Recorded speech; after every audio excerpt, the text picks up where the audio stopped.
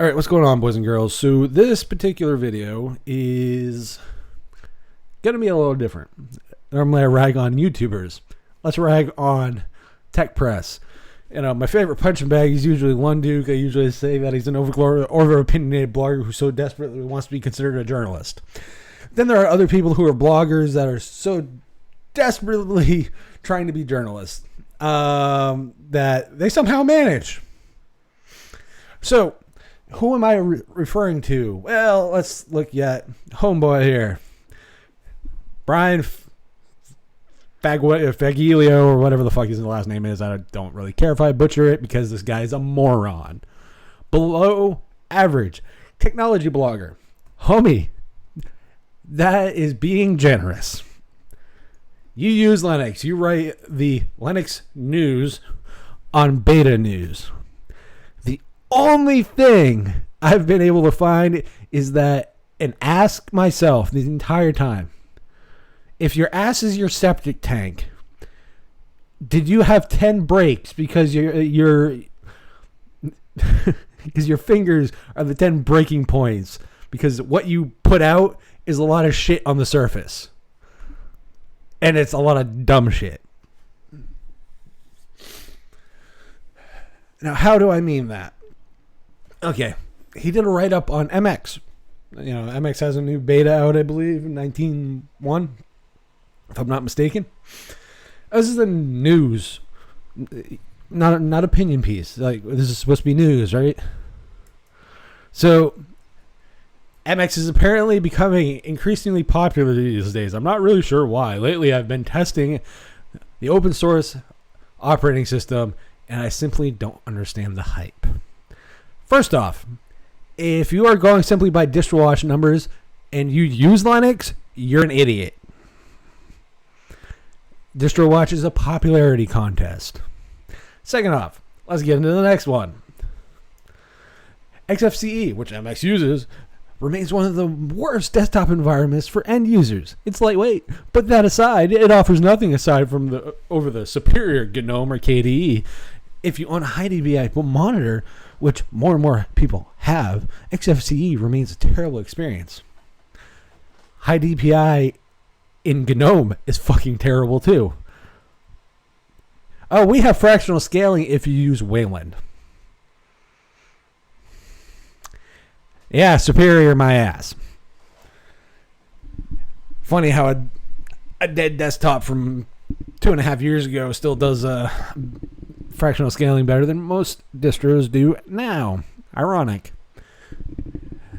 Let us continue. Some of the MX apps and tweaks are appreciated, but nothing is really notable. The installer is average at best, hardly a positive experience. Conversely, I recently installed Pop! OS again, and the installation was an absolute dream. Ultimately, MX fanfare seems unwarranted. It feels very outdated in 2019. Homie, I came for the news about the release, not your goddamn opinion. Can you plug your 10 assholes for a few minutes and just give me the fucking news?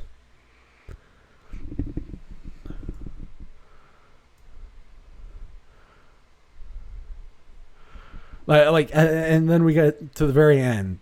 Am I missing some aspect of MX Linux that makes it great? If you're a fan of the operating system, please tell me why in the comments below.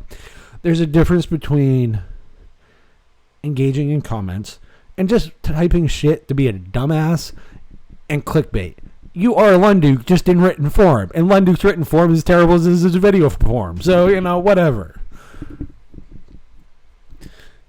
But the thing is, that's just not one article. Like, let's go back to the Manjaro one.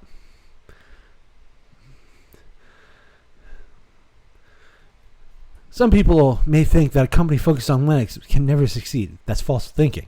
Actually, there are some people that use Linux as just a hobby. But it's so much more than that. As Red Hat shows us, Linux can be a billion-dollar company. Plus, System76, for example, has been selling personal computers running Linux for many years. So yeah, a Linux-focused company can be a success.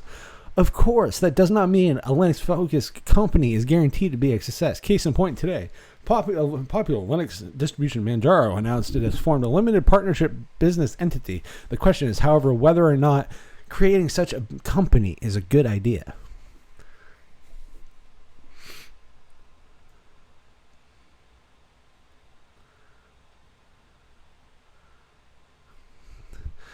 So let's go.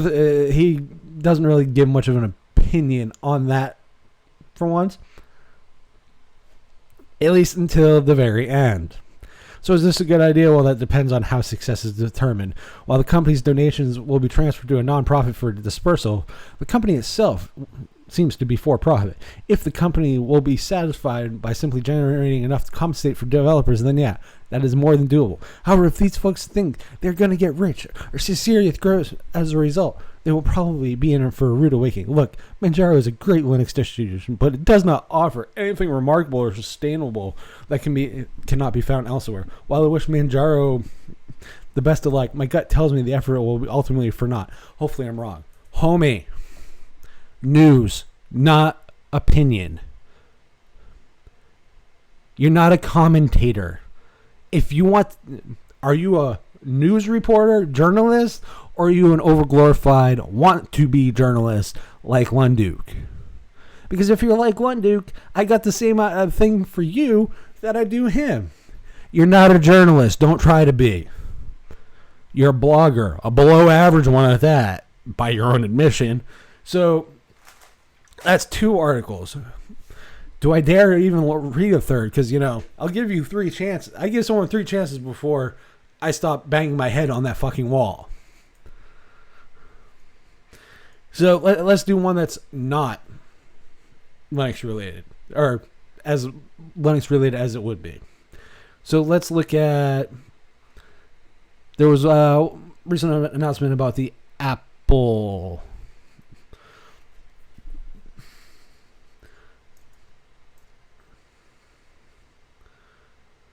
Music finally comes to Linux. Now, this is one Joey Snedden did. Excuse my butchering of his last name, probably. OMG Ubuntu did. Now, let's see what Jackass here has to say. This is your 3rd chance, homie. I'm here for news, not your fucking opinion. Joey, the thing I love about Joey over at OMG is the fact that he does it. He says it's a blog. He doesn't claim to be a journalist. Like that's why a lot of people respect Joey. Unlike you, I'm not looking at it that way right now. Apple Music is the best music streaming service. Yes, it's better than Spotify. Apple's offering has a superior interface and better new music discovery. Hell, I recently discovered the best album of the year on Apple Music. Blowing out a marshmallow. Anyway, seriously, check it out. Unfortunately, Apple Music does not work on traditional Linux distributions like Fedora or Ubuntu or Fedora. It does, however, work on Windows, Mac OS, iOS, and Android. Chromebook users can take advantage of the Apple Music Android app from the Play Store. Traditional Linux users, however, are sadly left out of the party. Today, this changes as Apple Music finally comes to the web in beta. This is something many other streaming services such as Spotify and Google already offer. Better late than never, eh? Must be fucking Canadian. This means traditional Linux users can finally enjoy Apple Music by simply visiting a website. This has come at a good time for me as I recently sold my one and only Mac. Since that means I would be using Fedora more often, I was debating switching to the lesser Spotify just for a web-based player. Now that Apple Music has a web version, I can enjoy the service on all platforms.